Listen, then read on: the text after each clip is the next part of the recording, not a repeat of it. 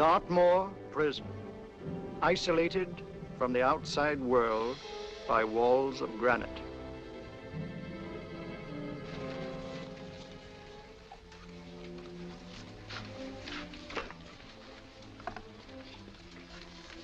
They say you could get out of here by merely telling what you know.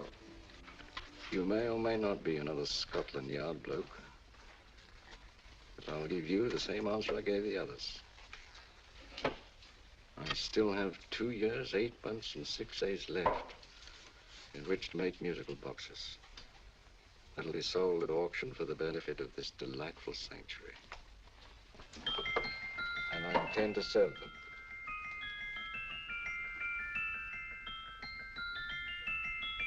Move along. And now we come to the next object on our list, or I should say objects, because there are 3 of them. Now, ladies and gentlemen, these can be bought together or separately. Now, these beautiful little musical boxes only arrived this morning, and I didn't intend to put them on the auction block until later, but I'm going to sell them now. So, good friends, as our old pal Mark Antony used to say, lend me your ears. And what do you hear? Right. The beautiful tinkle tinkle of a musical box. What a lovely trinket. What a beautiful gift. Created and made by loving hands. A thing of beauty and utility. I was going to start with £5. It's a bargain, £5. Do I see any hands? If there's a connoisseur in the house, will go £3 for it. £2. £1. 10 shillings. Thank you, sir. Ladies and gentlemen, 10 shillings is offered for a musical box you couldn't buy anywhere in London for less than £5. It was stealing to let it go for 10 shillings, like taking milk from a baby. All right, we started for 10 shillings. 10 shillings, 10 shillings is offered, 10 shillings is offered, 10 shillings is offered. And anybody give me £1? Want to give me £1? Oh, won't someone give me £1? A pound, £1 is offered, £1 is offered, ladies and gentlemen, £1 offered is against you, sir. Will you go to £2? Will you go to £2, sir? £2, £2 is offered, £2 offered, going once, twice, third and the last call. So to the gentleman for £2. Sorry, my dear. Now, ladies and gentlemen, comes the opportunity to purchase an exact duplicate of the beautiful little musical box just bought by this gentleman for the ridiculous low price of £2. Oh, it's exactly the same. Exactly the same. Made with the same hands. You hear that? Isn't that lovely? That tinkle, tinkle, tinkle, tinkle. Sounds like Bow Bells to me, you know, little angels pulling on the ropes, eh? Who'll give me £2 for it? Who's starting with £2? Will anybody starting with £2? Oh, come, ladies and gentlemen. You know, from your enthusiasm, we might all be in Scotland instead of London. Please buy it for me, Daddy. £2, certainly not. We all might be in Scotland. Besides, I don't like his manner. £1, 10 shillings. £1. £1 is ours. £1, £1 is offered. £1 is offered, going £1. In advance, going once, going twice. The third and the last call. Sold to the lady for £1. Smart bidding, my dear. Thank you. We come to the third and last of these beautiful little musical boxes. Exactly the same. Tinkle, tinkle. Isn't that lovely? Ladies and gentlemen, I don't bring you here to gull you and swindle you. This is the exact replica of those 2 I just sold before.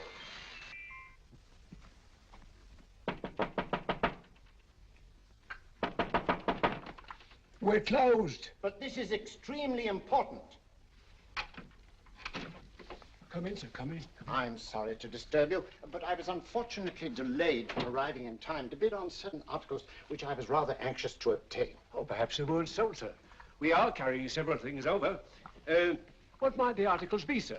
3 identical musical boxes, about so large. Oh, I'm sorry, sir, but they were sold. Pity you weren't here to bid on them.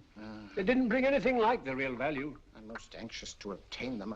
I wonder if your records would show who the purchasers were. Oh, we don't usually give out that information, sir. For certain, shall we say, sentimental reasons, I'm most anxious to get in touch with the purchasers. I'd be willing to pay, shall we say, £5. Well, for certain sentimental reasons, sir, we'd be very happy to oblige. Alfred, today's sales. The 3 musical boxes. Musical boxes, oh. Ah, here we are. The first purchased for £2 from Mr. Julian Emery, 52 Portman Square. Write this address down, Alfred. Yes, sir. Second didn't leave any name. Oh, how unfortunate. I think she's a dealer. You see, they don't like us to know where the things are going. On account of the profits. You say the second purchaser was a woman. Can you give me a description of her? Oh, she was a young woman, fairly tall, slender, had a light complexion and dark hair, and she was wearing A grey suit, don't you remember? That's right. She probably runs a gift shop. She paid £1. You say she comes here fairly frequently? No, I didn't say so. But she does, sir. Like as not, she'll come in on Thursday. We have sales on Mondays and Thursdays. Ah. And the third box? The third, Mr. William Kilgore, 143B Hampton Way. For 10 shillings. Quite a drop from £2. Mr. Kilgore was a Scotchman. Thank you. You've been most helpful. Oh, thank you, sir. And any time you're passing, drop in. We always have lovely things for sale. How can't you? Thank you. I'll be back Thursday.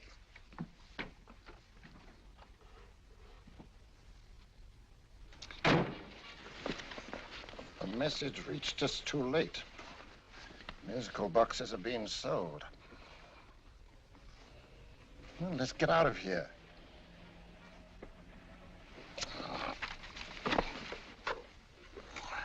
Someday you'll go too far. Reaching for a star, you fool. Yet a fool may touch a star, Colonel Cavanaugh, if he but reach high enough. But not possess it as you would. The musical boxes, they're being sold. What a pity for you, my dear Colonel. Is it my fault that the message reached us only an hour ago? Is it my fault that they were sold? She can't hold me responsible for that. Hope for your sake you're right.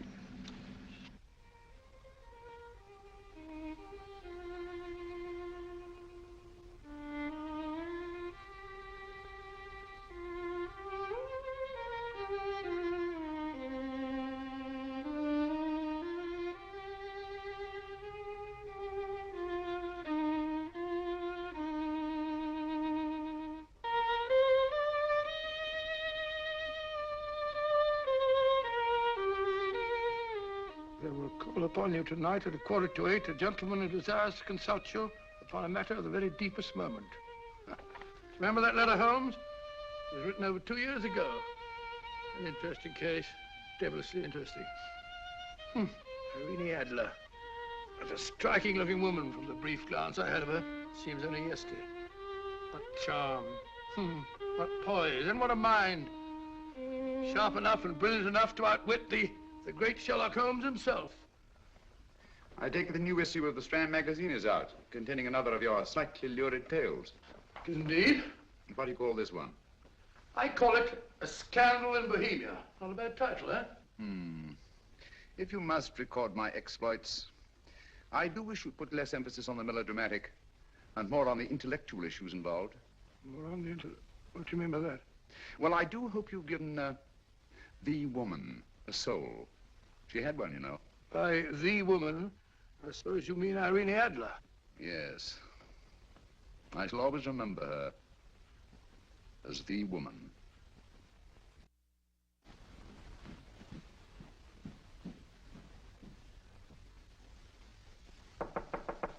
Come in.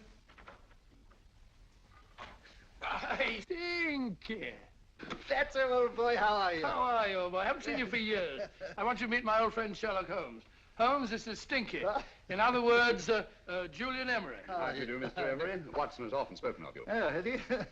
Yes, we were at school together. It's more years ago than I care to remember, but you didn't come in here just to remind me of that. No, I just happened to be in the neighborhood and saw your lights burning, so I took the liberty of looking you up.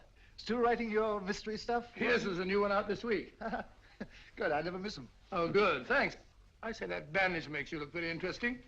Still poking your nose into other people's business as usual? Who hit you? I haven't the foggiest notion. Somebody knocked me on the head in my own living room, and then proceeded to commit the most idiotic burglary you ever heard of. Fellow must have been balmy as a coot. Balmy? Why? Come sit down, old boy. Hey. Would you like a cup of tea? Huh? Oh, all right. I'll go and tell Mrs. Hudson. Why do you say the robbery was idiotic, Mr. Emery? Oh, simply from the fact that with about £5,000 worth of musical boxes in my living room, the thief, who I caught in the act, made off with one that isn't even worth £5. I gather you're a collector of musical boxes.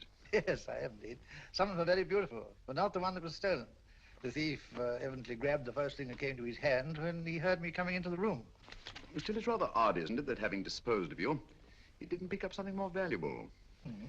Was there anything unusual about the stolen box? No, nothing at all. No, I picked it up in the south of France, several years ago. You say you have many valuable music boxes. And yet the thief made off with one that isn't worth £5. Sounds like rather an intriguing little problem. Well, I take it that he was just an ordinary petty thief and didn't know the value. That is a possible explanation, and yet I venture to say that the average petty thief has a more extensive knowledge of the value of objets d'art than the average collector. Well, anyway, that's Scotland Yard's theory. They didn't get very excited about it. That's consistent anyway. I wonder if I might see your collection, Mr. Emery. Oh, of course you could, yes. Nothing a collector likes more than showing off his trophies. When would it suit you? No time like the present. Good. My place is just round in Portman Square. Shall we? Yes, right. Hello? Where are you going? Stinky hasn't had his tea yet. Oh, I'm sorry. We're going round to my place, where I'm going to give you something better than tea. Now, this one was made for Louis XV, and is one of the very few still in existence from that period, and a particularly fine specimen at that. Charming, isn't it? Quite. They all sound to me like a lot of mice running about on a tin roof. I'm afraid you have no ear for music, Watson. Give me a good old band playing a rousing march. You'll have all your silly little tweets.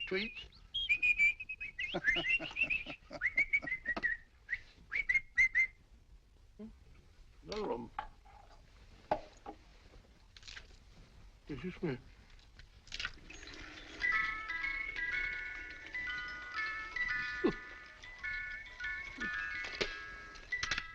Stupid thing. Singing rabbit. What would you say offhand is the value of a box like that, Mr. Emery? Well, it's hard to say offhand, but I think will bring about £500 or £600 today. It's the gem of my collection. A thief who steals an oddity like a musical box passes up one worth £500 for one of almost no value at all. Odd. Very odd. What was the stolen box like, Mr. Emery? Oh, just a plain wooden box about so big. Mm-hmm. As a matter of fact, I have one over here almost exactly like it. I picked this up yesterday at an auction room in Knightsbridge. Paid only £2 for it. Of course, I wouldn't in the ordinary way add one like this to my collection, but the tune intrigued me. I'd never heard it before.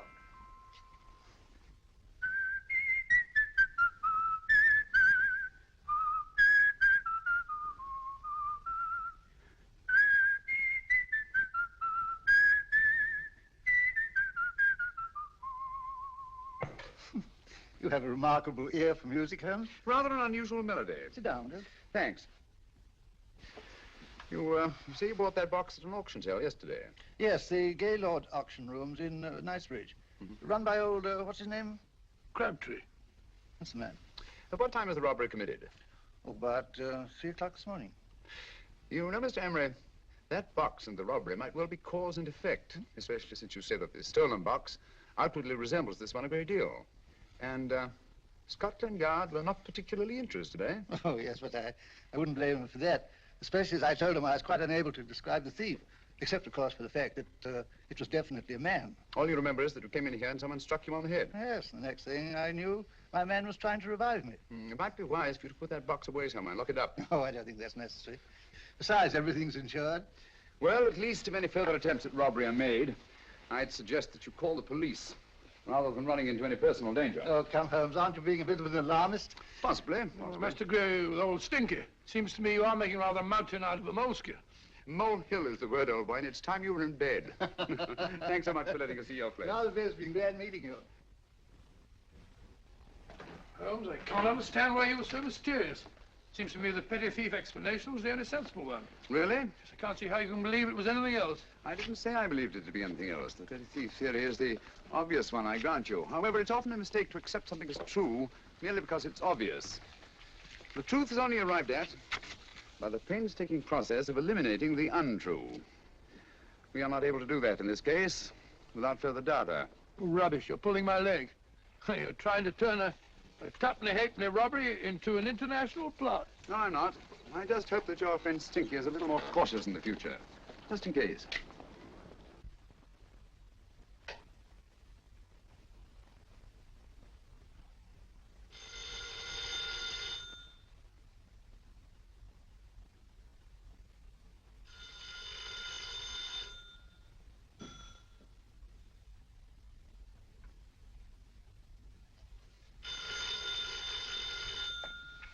Hello? Yeah? Julian Emery here. Who? Why, of course I remember you, Mrs. Courtney. Yes. Yes, you're the one bright spot at that appallingly dull affair of Lady Sanford's. Huh? Of course it isn't too late to come round. Yes, I shall be delighted to give you a drink. I tell you what, come straight up and I'll leave the door unlatched. Right, well, 15 minutes? Good. I shall be counting each moment. No, I mean that, really. Right, goodbye.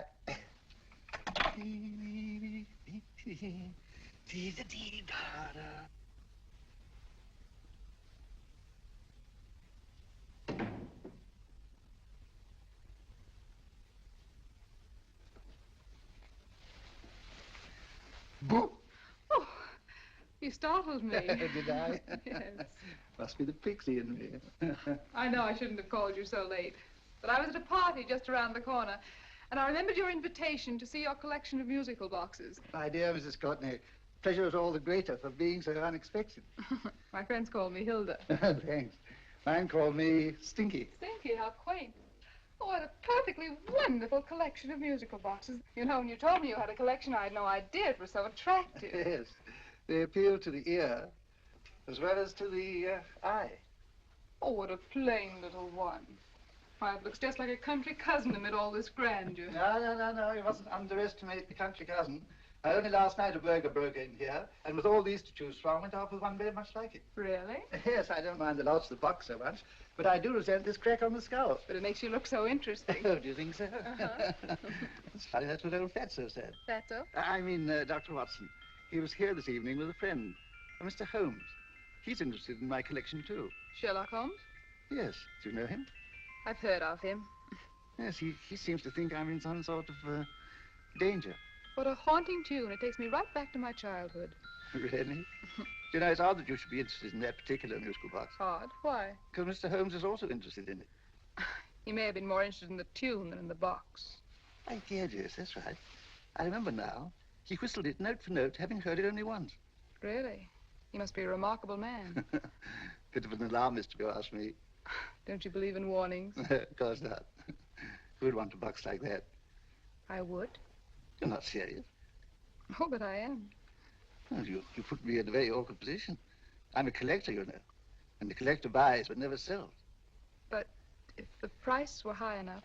The price has nothing to do with it. It's the principle of the thing. Yes, well, we haven't had our drink. No, thanks. I must be getting along. Must you really? I'm afraid so. You're not walking out on me, are you? My reputation, Stinky. I say, you know, you are an attractive woman. Thanks.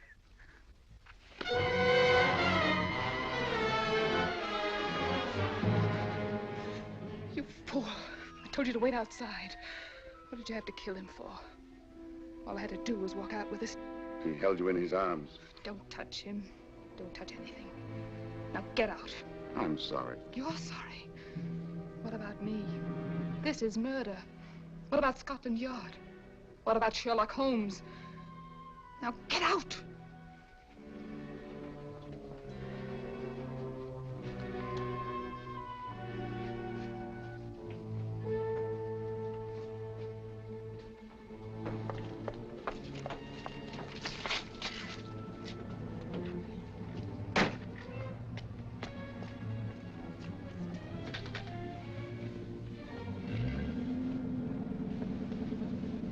Did you get it? Good. Did you have any trouble with him? Just a matter of murder. Ah, Mr. Holmes. Hopkins. Thanks for coming so promptly. Inspector Lestrade suggested that I call through to you. Mr. Emery was the client of Mr. Holmes, Inspector. Indeed. You didn't mention that when I telephoned you, Mr. Holmes. Well, not exactly a client, Inspector. Sergeant Thompson? He was killed between the hours of 11 and 2 o'clock this morning, Mr. Holmes. Must have been someone he knew, someone of whom he had no suspicion. Poor old Stinky. It's all my fault. I should have prevented this. Well, there's no time to start talking about that now, Doctor. Apparently it's gone. That's the second attempt on the musical box that Emery bought at the auction sale. And this time it was successful. But that box was only worth £2. It was worth a man's life, Watson. I think we'd better pay a visit to Gaylord's auction room and that fellow Crabtree. Inspector, may I suggest that you make a complete search of this flat for a small, plain, musical box about that size? Thank you. Come on, Watson. You say the first box went to Mr. Julian Emery. The second to Mr. Kilgore, 143B Hampton Way. And the third to the unidentified young lady who presumably has a shop and lives near Golders Green. That's right, Mr. Holmes. Isn't it rather strange, Mr. Crabtree, that you should have had 3 identical musical boxes all playing the same tune? Where'd they come from? Dartmoor Prison. Dartmoor? Yeah, we get a regular shipment from there every month. The inmates manufacture them. Well, they make all kinds of things, you know, pipe racks, waste paper baskets, musical boxes. Did you happen to notice if anyone showed any particular interest during the auction in the purchasers of these 3 boxes? Oh, come now, Mr. Crabtree. This is very literally a matter of life and death. Well, since you put it that way, Mr. Holmes, there was a gentleman came in here about an hour after closing time, and he was in an awful state, he was. He gave me £5 to tell him where the boxes had gone to. He said they had a sentimental value for him, sir. Expensive sentiment. Can you describe him? He was tall, distinguished looking, and he had grey hair and a moustache. Oh, he was quite a gentleman, sir. Now, what was his reaction when you were unable to supply him with the address of the young lady who owned the shop? I told him the young lady usually come back on Thursday. He said he'd come back on Thursday. Now, that's tomorrow. Thank you, Mr. Crabtree. You've been very helpful. Thank you. Come on, Watson. Where are we going now, Holmes? To the home of Mr. Kilgore, the man who bought the 3rd box.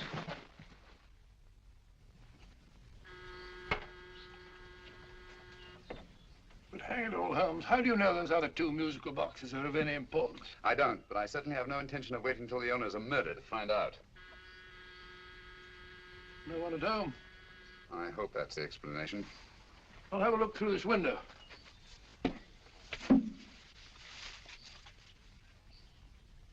Doesn't seem to be anyone there. The whole place seems deserted as far as I can see. Yes? Mr. and Mrs. Kilgore at home? No. When do you expect them? Oh, in an hour or so. There's no use you're hanging about. They don't buy nothing from peddlers. Peddlers? My good woman, this is Mr. Sherlock Holmes. Sherlock Holmes? Oh, go on. Do you mind if we come in and wait? My business is rather urgent. Well, I've got to go out and do my shopping. And I don't know if Mrs. Kilgore'd like any strangers nosing about. Quite all right, I assure you. Well, I've got to be off. You two wait in the parlor. And no smoking either. Mrs. Kilgore says it smells up the house. Funny old girl, Holmes.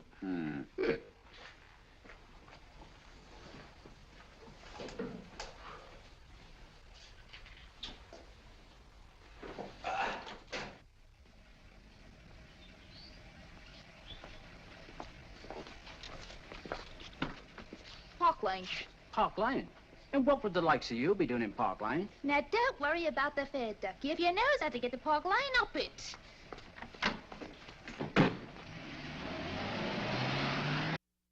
You know, Holmes, I've been thinking. There must have been something hidden in that box of old stinkers. Stolen jewelry, possibly. What's up, Holmes? Listen. What's just some steam in the water pipes?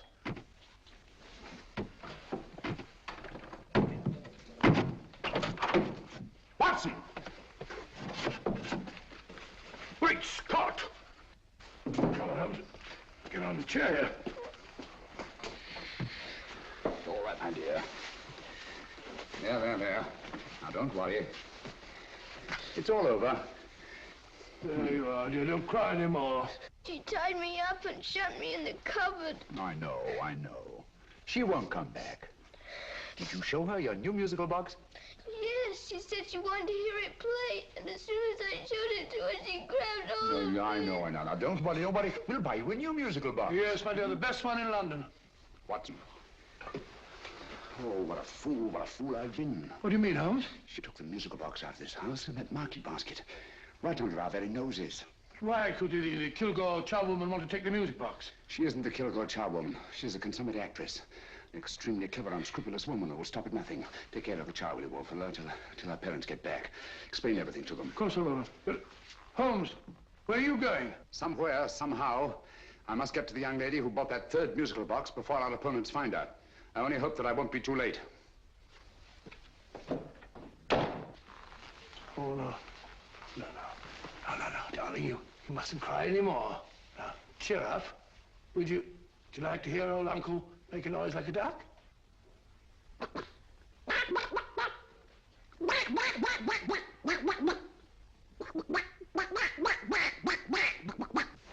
Oh, sorry.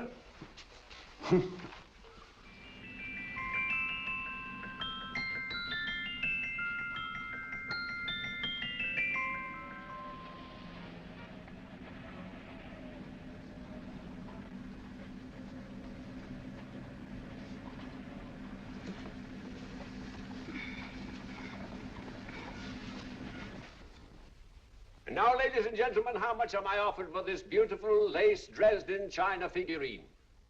A lady of the French court. Now, this is the genuine article. What a beautiful ornament for your mantelpiece. Or you could use it as a centerpiece on the dining room table. Now, will somebody start me for £10? Will somebody start me for £10? £8? £7? All right, £5 is offered, £5 is offered, £5 is offered, £5, 10, £5, 15, £5, 15. £6 is offered, £6, going once, going twice, the third and the last call will be all done. Sold to the lady from Twickenham for £6. Next, we have a real museum piece, ladies and gentlemen. A fine 19th century doll. The costume an exact replica of the holiday clothes worn by the Hungarian peasant women. Now, ladies and gentlemen, an article like this would cost you from £15 to £20 in a West End shop. I'm not going to ask for anything like that. Well, give me £2 for it. £2. Does anybody offer me £2? £2 for the Hungarian? £2? £1. What? Anybody give me £1? Anybody offer me £1 for the doll? £1 is offered, ladies and gentlemen. £1 is offered. Now, I'm not going to waste your valuable time or mine in trying to get one half of what this beautiful doll is worth. If the young lady can steal it for £1, that's her good fortune. So it's going once, it's going twice, the third and last call. Any more? Sold to the young lady for £1. And now, ladies and gentlemen, may I draw your attention to something which may be a great surprise to you, worthy of any collection. The only other one like it is in the British Museum. It's a Ming vase of the 7th dynasty. This vase lay in a large collection somewhere outside Rome for over 2 centuries, I understand. It was discovered there by the noted antiquarian, Sir Andrew Coppleston. Now, some of you may remember Sir Andrew Coppleston. Besides being a noted traveller and antiquarian, he's also a gentleman rider. A girl with a parcel in her hands, that's her. Are you sure that's the girl? Well, she fits perfectly the auctioneer's description. Follow her, Hamid.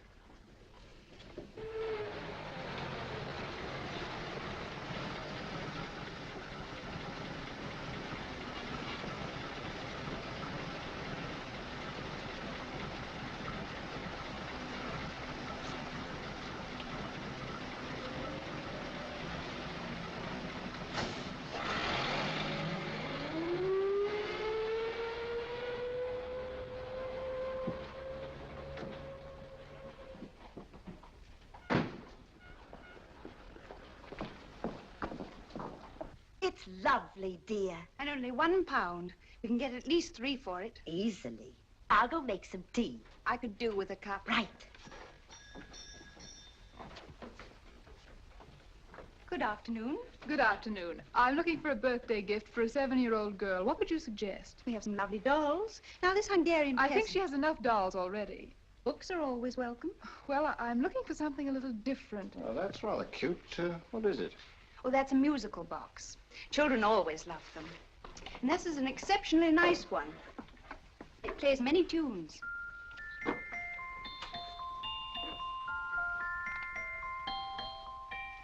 Have you any others? Yes. If you'll just step this way. I have only 2 left.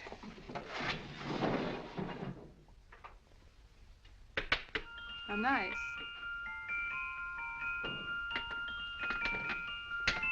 Are you sure this is all you have? I'm sorry. They're rather hard to find, you know. That's our entire allotment. I did have one other, but I sold it earlier this afternoon. But it was only a plain wooden one. It wouldn't have been a very nice gift for a child. Really? Do you happen to know who the purchaser was? Why, yes. He left his card, just in case anyone should inquire for him.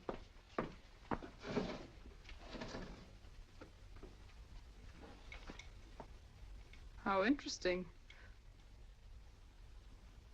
I'm sorry, but I'm afraid I'll have to look a bit further. Thank you anyway. Good afternoon. Thank you.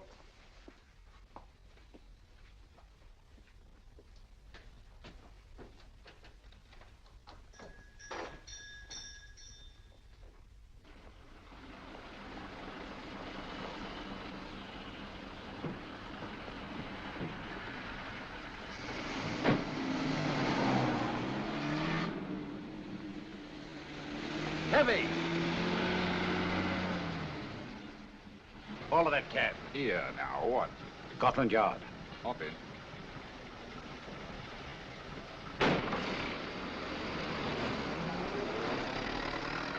Sherlock Holmes. I might have known. We thought we were the hunters, instead of which we're the hunted. We've been fools. We played right into his hands. Of course. He's had us followed. Don't look. The man in front of the toy shop. Hamid, turn sharp right at the next corner and again at the next.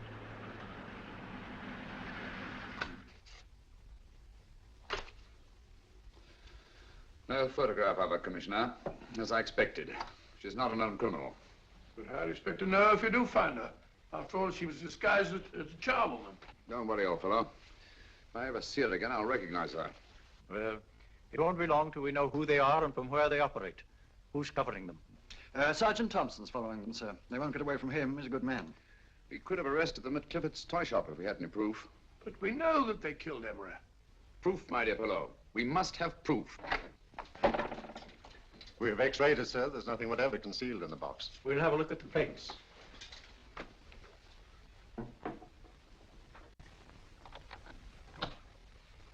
There must be some clue.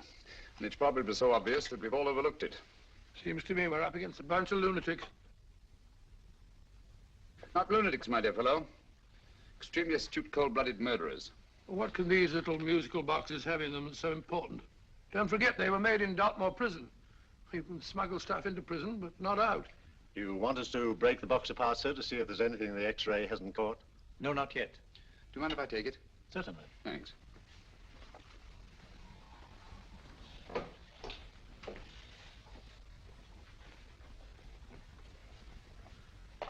The governor of Dartmoor Prison informed us, sir, in answer to Mr. Holmes' question, that all three musical boxes were made by the same convict, John Davidson, serving a 7-year term, sir. Davidson? The Bank of England plates. That'll be all. Yes, sir. Now we're getting somewhere. Wait a minute. How did you know about the plates, Mr. Holmes? I'm a student of crime, Inspector. I make it my business to know about such things. And when the name of Davidson was mentioned... Well, who is this fellow Davidson? As long as Mr. Holmes seems to know all about it already, I suppose there's no harm in telling you. 2 years ago in London, there occurred a robbery of such tremendous importance, although the stolen articles themselves have no intrinsic value whatsoever, that the Home Secretary was instrumental in seeing that not a word of it appeared in any newspaper. But you never told me anything about this, Holmes. You were away at the time. Articles of no intrinsic value and yet of such importance? I don't understand. Davidson was apprehended within 15 minutes of committing the theft. But by that time, he'd hidden the articles in question and they've yet to be found. Before going further, Dr. Watson, I must inform you that this matter's not to be mentioned outside of this room. Of course not. Do I look like a man who'd gossip? Let's not go into that now, old fellow, shall we? Davidson had been employed for years in a position of extreme trust by the engravings department of the Bank of England. The articles he stole were nothing less than a complete duplicate set of plates for printing £5 notes. What? The Bank of England's own plates? Precisely. And with those plates, a gang of crooks could flood England with £5 notes, not forged in the usual sense of the word, but notes undetectable from genuine Bank of England notes in any way whatsoever. Good heavens. Any whisper at all might have resulted in enormous damage in shaking public confidence in the Treasury. We tried everything after we arrested Davidson. Offered him a shorter sentence if he'd tell us where he'd hidden the plates. Why, we even put in Scotland Yard men with him as cellmates, but no results. Obviously, Davidson is a man of strong character and infinite patience. Yet suddenly he feels impelled to smuggle out the secret of the hiding place of the plates to his confederates. Why? I don't understand, Mr. Holmes. Well, for example, has the Bank of England made any plans to radically change the design of the £5 note so that in, say, 7 years from now, notes made from the stolen plates will be worthless? Confidentially, Mr. Holmes, such a move was discussed. But replacing all the £5 notes in circulation would be such a Herculean task that nothing's been done about it as yet. I see. Of course, there is another possible explanation. Davidson didn't have much time to find a hiding place before he was captured. He may be afraid that the plates will be accidentally discovered before he's released. Hence his anxiety to communicate their whereabouts to his confederates as soon as possible. I believe you've hit it, Mr. Holmes. I'm sure that the message is contained in this musical box. Or rather, in all three musical boxes, since possession of all three seems to be essential. Our opponents have 2/3 of the puzzle, we have 1/3. Well, what are you going to do, Holmes? Try to deduce the message from the 1/3 that we have.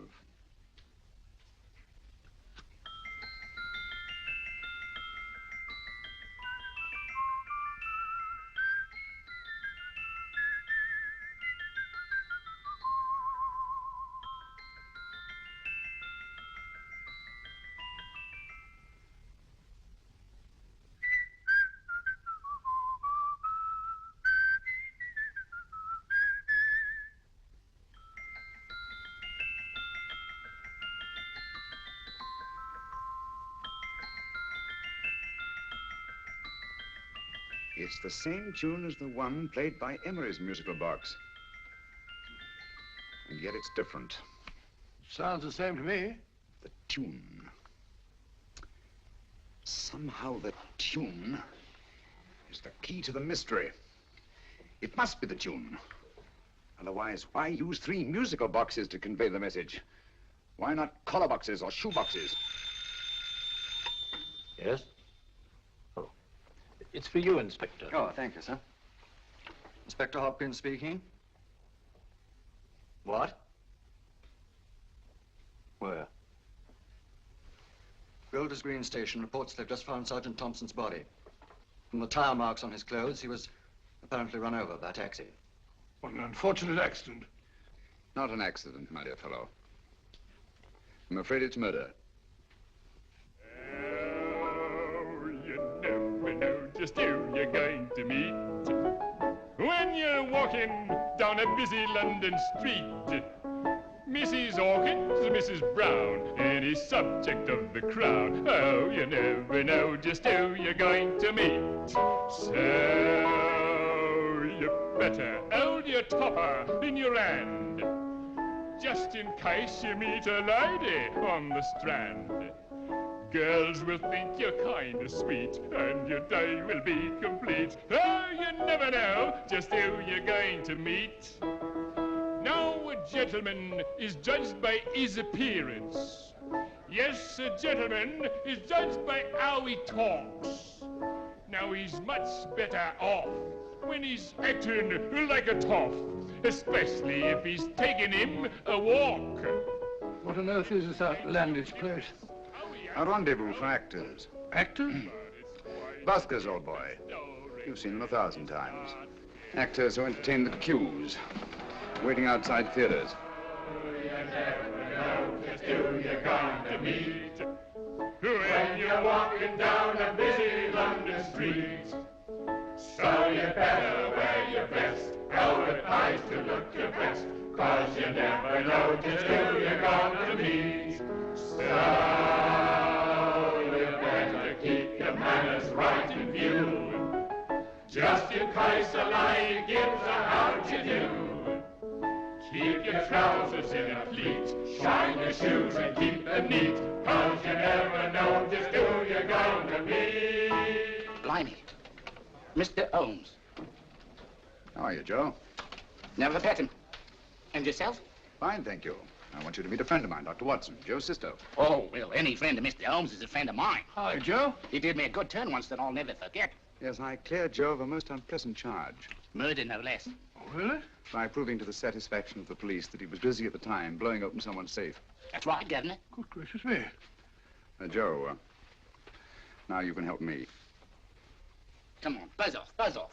Come on, up it, up it. Can't a gentleman have some peace and quiet around here?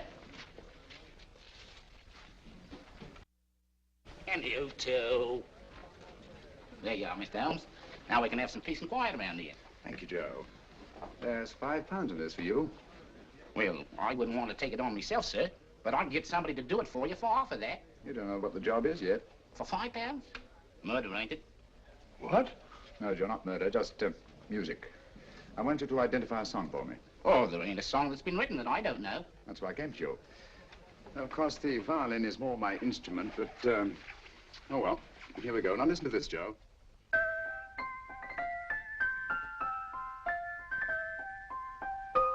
Wait a minute.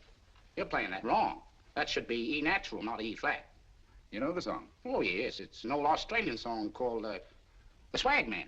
But you're playing it all wrong. That's what I hoped you'd say. Now, listen again, Joe.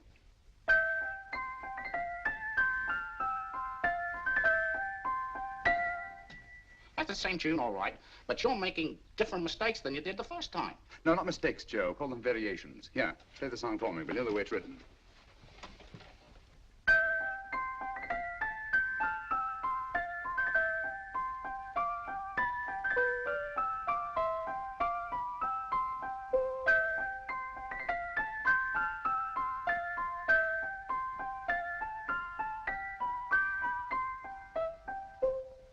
There you are. Thank you, Joe. What's it mean, Holmes? Are you on to something? Perhaps. I don't know yet. It's probably a code of some sort.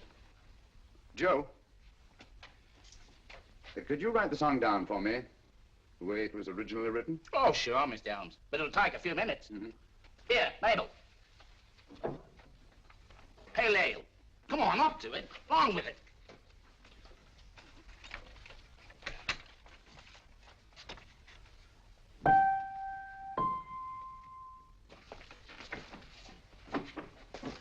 Well, obviously it isn't the lyrics.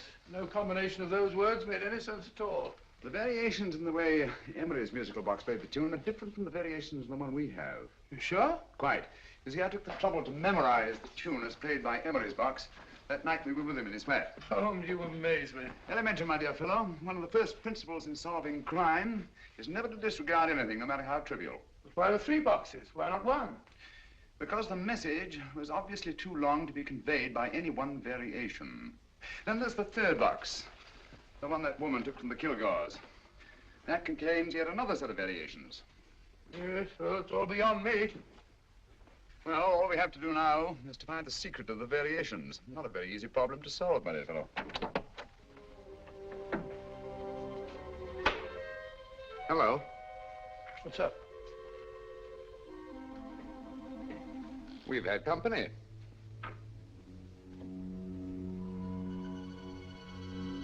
I say, this is outrageous. Ask Mrs. Hudson to come in here, will you? Right.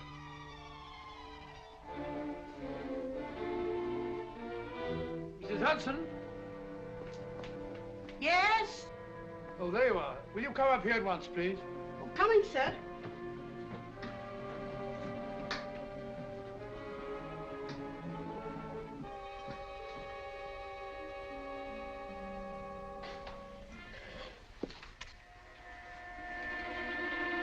Mercy me, Mr. Holmes. What has happened? Who called while we were out, Mrs. Hudson? Just a young lady. The one who said you wanted her to wait for you. And a nice-looking old gentleman with Our her. friends again, Watson. Friends? What did the young lady look like? Oh, I couldn't see her face. She had a heavy black veil on. But she had such a nice way with her. Oh, I'm sorry, Mr. Holmes, if I've done anything wrong.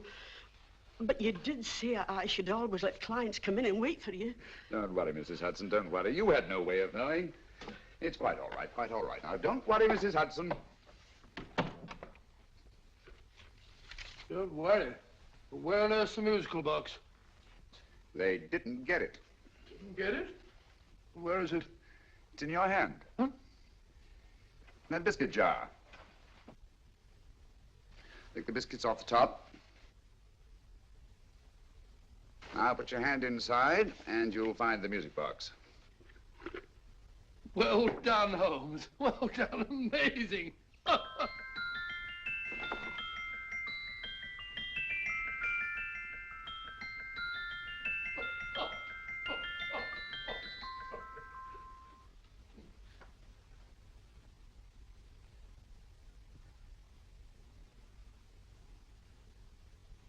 Phew. Nice fresh smell. Like a pub after closing time.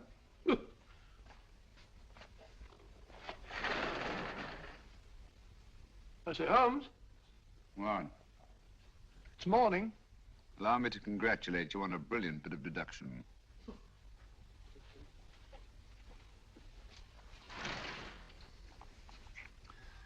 It's not a transposition, not a polygraph transposition, not a trigraph, nor any known form of decoding. How about the Morse code? Have you tried that? Yes, at about 3 o'clock this morning. I'm sorry, old man. I was only trying to help.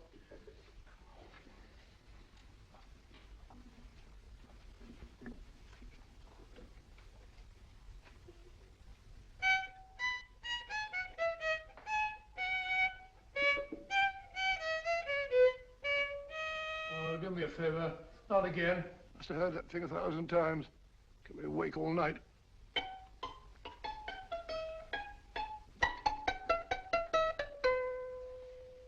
Not a very distinguished composition, I grant you.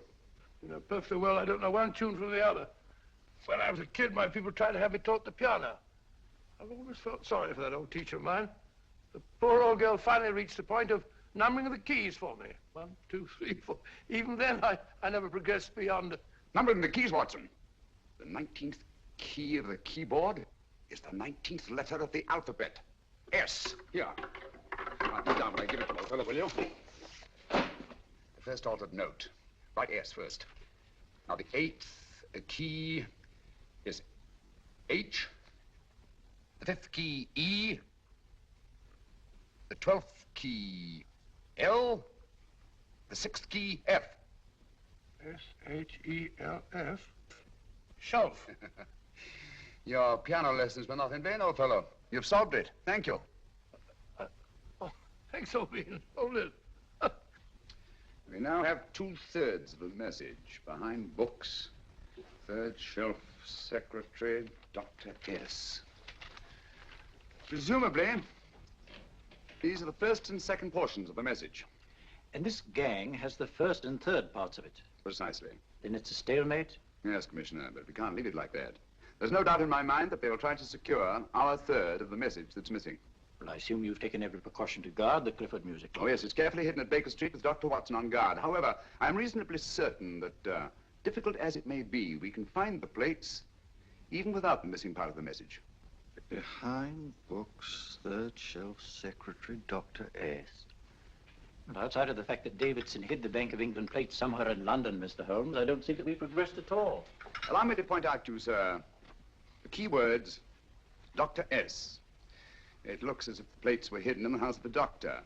Whether S stands for his first or last initial remains to be determined by a process of elimination. Well, there must be 10,000 doctors in London with S for a first or last initial. Precisely. And every one of them will have to be questioned in person. That's why I say this is a task for Scotland Yard. It's a task, all right. But Scotland Yard has searched worse haystacks and found the needle. Well, for the time being, I'll leave the matter in your hands, gentlemen. We'll call you if and when we get a lead on our mysterious Dr. S. Thank you. In the meantime, I intend to follow up a little clue concerning a cigarette.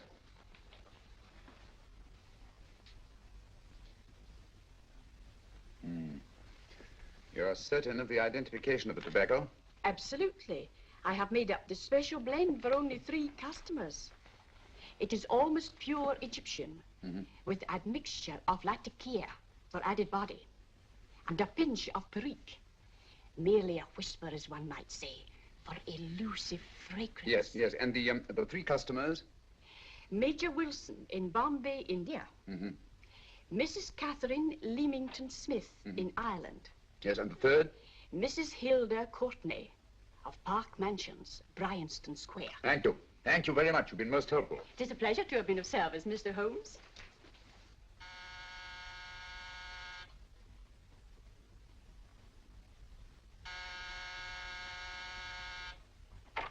Yes? Mrs. Courtney? Yes. My name is Sherlock Holmes. Oh, do come in. Thank you. I've heard of you, of course, Mr. Holmes. I believe we have a mutual friend in Sir Edward Brookdale. He's spoken to me of you quite often. Indeed. And to what good fortune am I indebted for this visit? I think you know Mrs. Courtney. Well, I did get a summons for speeding last week. But outside of that, I don't think I'm of any interest to the police. Oh, come now, Mrs. Courtney. You seem to forget that you and I have met before. I'm sorry. I'm sure I would have remembered meeting the great Sherlock Holmes. Please sit down. Thank you. You say we met before. Yes. At the home of Mr. and Mrs. Kilgore, 143B Hampton Road. Kilgore?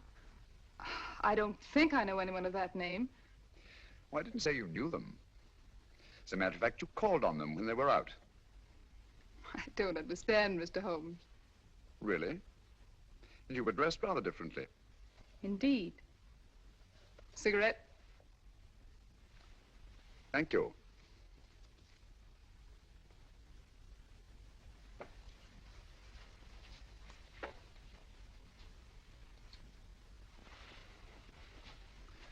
Thank you. You know, Mrs. Courtney, people generally forget, in assuming a disguise, that the shape of the ear is an almost infallible means of recognition and identification to the trained eye. Evidently, you've mistaken me for someone else. Oh, no, not at all. Though naturally, I expected your denial. But when you paid your visit to my rooms at Baker Street, you carelessly left behind another identification. They're, identical, aren't they? Yes, I must admit they are. You see, Mr. Holmes, to catch one as clever as you, I had to use a very special lure. I knew you'd be unable to resist the bait of my cigarette, having read with great interest your monograph on the ashes of 140 different varieties of tobacco. I should advise you not to move, Mr. Holmes. I must congratulate you on your ingenuity, Mrs. Courtney. It was indeed a brilliantly designed trap. Thank you, Mr. Holmes. Praise from a master is indeed gratifying. I shall always cherish the memory of your flattering words. Memory? Precisely. I'm afraid these gentlemen have a most regrettable task to perform. Unless, of course, you care to turn over the missing musical box with your pledge to take no action against us in the future. I'm afraid that will be impossible. I thought that would be your answer. Hamid! Careful! Careful. There's no need to be unnecessarily rough with our distinguished guest. You realize, Mr. Holmes, that your demise will not take place here. The corpus delicti, you know. Well, naturally. Shall we go? It's so fearfully awkward having a dead body lying about. Don't you agree, Mr. Holmes? Another dead body shouldn't weigh too heavily on your conscience, Mrs. Courtney.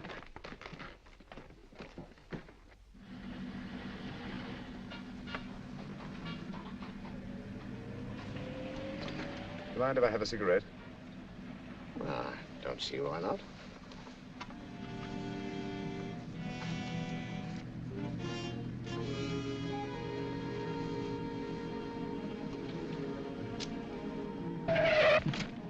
Be careful, Hamid.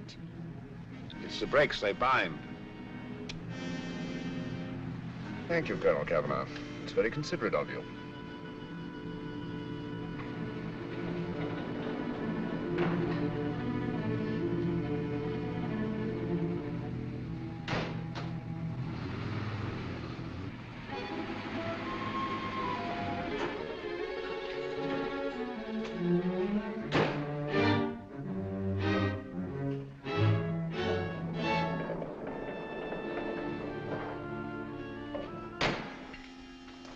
You'll be happy to know, Mr. Holmes, that your death will be a painless one.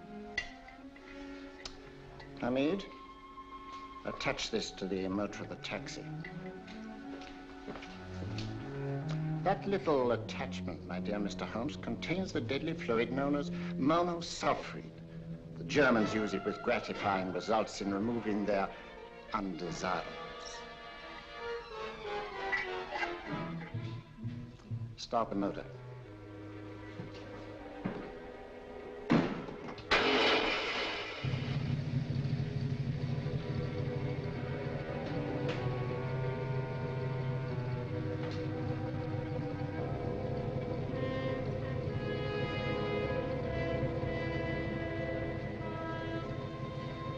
Tape his mouth.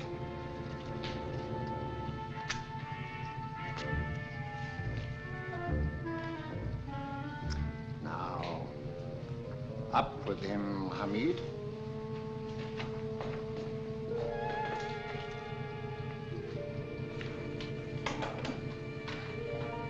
You find yourself like Muhammad's coffin, Mr. Holmes, suspended between heaven and earth. Plenty of fuel in the tank? Good. It would be too bad to have anything go wrong through so simple an oversight.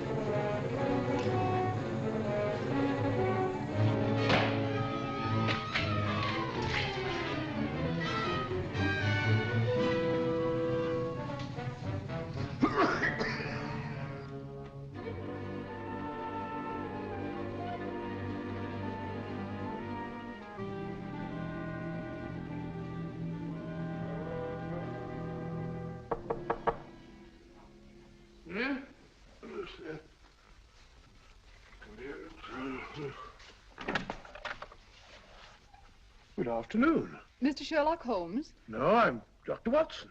Oh, of course, Dr. Watson. How stupid of me. Oh, so, this is stupid of me.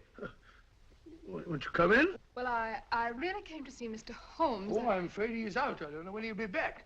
Perhaps there's something I can do. Won't you sit down? Thank you. You know, Sherlock Holmes and I have been engaged on a great many cases. Oh, really? Yes, indeed. Well, as a matter of fact, this very moment, we're involved in one of the most baffling... Oh, well, won't you tell me your trouble, and I may be able to help you. That's very kind of you, Dr. Watson. Perhaps if I wouldn't be imposing too much. Imposing? Oh, there's no imposition. No imposition at all. A pleasure, I assure you. Now, tell me all about it, Miss Williams. Mrs. Williams. I live in Surrey, Dr. Watson, and I've come up to London in sheer desperation.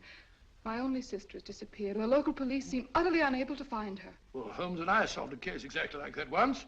Very interesting, as far as I remember. I call it the adventure of the solitary cyclist. Oh, sorry. Now I come to think of it, it wasn't so very similar. Entirely different. I don't think what I was saying. Where were we? She's only 17, Dr. Watson, and until she disappeared last Thursday, she seemed to be in the best of spirits. Possibly a romantic entanglement? Oh, no, nothing of the sort. She left no note, didn't even pack a bag, no explanation. She just started to walk to the village from our house in broad daylight and simply vanished from the face of the earth. Oh, there. Might I have a glass of water? Glass of water. Have one minute.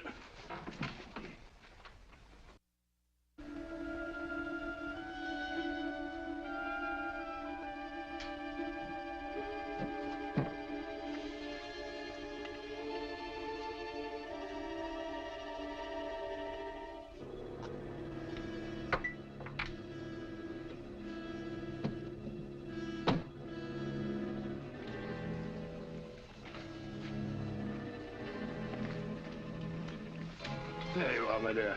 Thank you, Dr. Watson. No, you're not to cry anymore. You must pull yourself together. Oh, I feel much better already knowing that you're going to help me. Oh, Dr. Watson, look! Good heavens! Oh. Get through the fire brigade, quickly! Haven't you a fire extinguisher? By Jove, we have in the kitchen.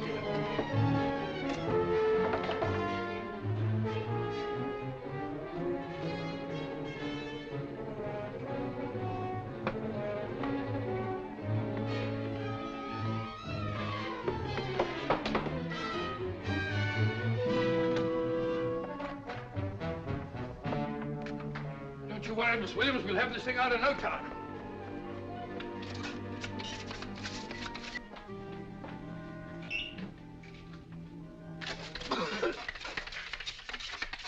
That's got it. Get some air. Well, you see, there was no need for the fire brigade after all. I hope you weren't too frightened, Miss Williams. Oh, gone. What's the trouble with women? They always lose their heads in an emergency. Well,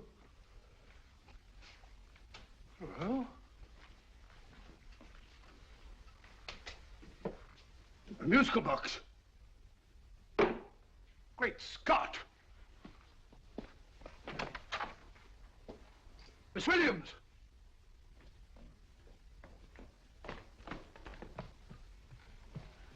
Well? Good. And Holmes? By now, Mr. Holmes has no doubt exchanged his violin for a harp. Always assuming that heaven is his destination. And now that we have the missing musical box.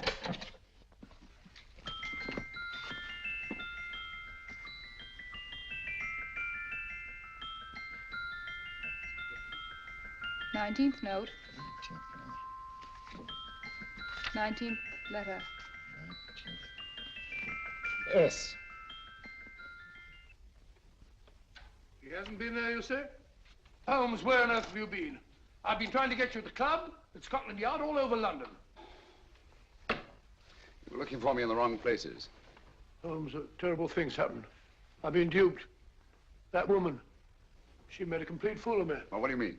Well, she came here, let off a smoke bomb. I thought the whole place was on fire, and my first thought was to save the musical box. No need to say any more. She has the box. Yes. Don't blame yourself too much, old fellow. She's an extremely clever antagonist. Smoke bomb, you said? Well, you can console yourself with the thought that your charming friend is at least a reader of yours. What do you mean? If I remember correctly, you wrote about my little experiment with smoke and the cry of fire in a story you entitled A Scandal in Bohemia, which has just appeared in the Strand magazine. All right, old boy. Don't rub it in. Well, it may cheer you up to know that you made a fool of me, too. Ah, that cigarette stub was planted here for one express purpose. We're going to bandaging around this place. Bandaging? What's the matter, Holmes? You hurt? Explanations will have to wait until later. At the moment, we're faced with a problem which I fear is insurmountable. Come over here, old boy, will you? Right. Our opponents are in possession of all three parts of the code. And here are we, while the Bank of England plates pass into their possession. Cheer up, old fellow, cheer up. As Dr. Samuel Johnson once said, there's no problem the mind of man can set that the mind of man cannot solve. What's that, old fellow? I was just quoting Dr. Samuel Johnson. He said there is Thank you, Watson. Thank you. Leaving the front reception room, we come into the main hall, where Dr. Johnson was in the habit of passing through to have his meager meals in the dining room opposite, in company with his friend and biographer, James Boswell. We will now pass up the stairway, which remains in its natural wood finish, just as it was when the good doctor was here. The framed etching on the wall is believed to have been presented to Dr. Johnson by the distinguished painter, Sir Joshua Reynolds. I've been told here that picture was given in by Mrs. Thrale, and it's definitely not a Reynolds. Is that important, my dear? Oh, I'm sorry. This way, ladies and gentlemen, please, this way. Move along, children, move along. The secretary's not on this floor. Patience, Hamid. I've a feeling My that... dear Colonel, with Sherlock Holmes out of the way, what could go wrong?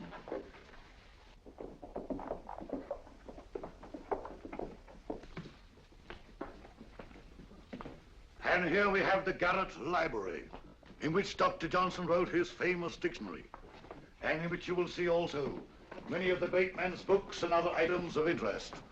Step forward, ladies and gentlemen, please, step forward.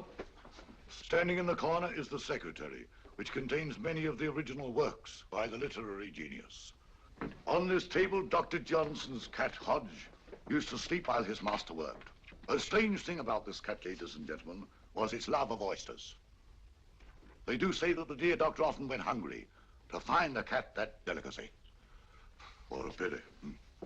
Now we will visit the grey room, which is immediately below us, in which you will see the very bed in which Dr. Johnson died. What did he die of? Gout. Just gout. This way, ladies and gentlemen. Mind the steps, please.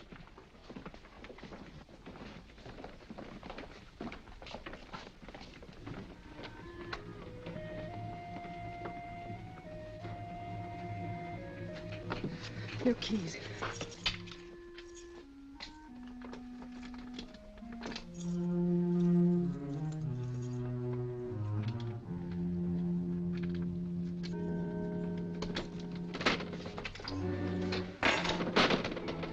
Third shelf up.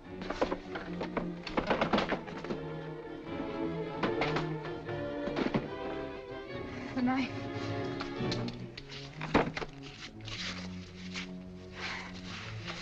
Gentlemen, the Bank of England plates.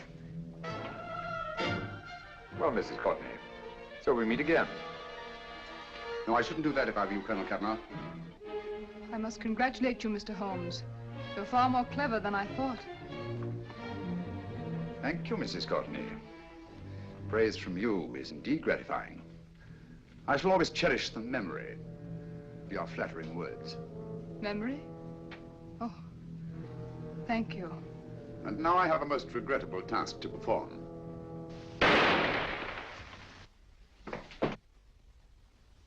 Holmes!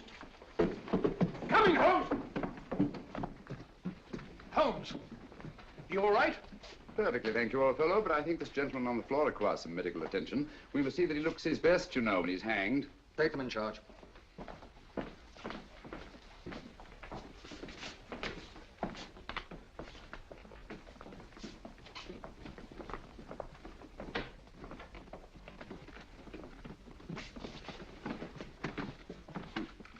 A brilliant antagonist. It's a pity her talents were so misdirected. Will you see that these plates are returned to the Bank of England, Inspector? I still don't understand how you solved it, Mr. Holmes. It's entirely due to Dr. Watson. He gave me the clue when he mentioned Dr. Samuel Johnson. Well, congratulations, Doctor. Oh, thank you, Inspector. I don't think I'd have done it entirely without Mr. Holmes's help, you know. Oh.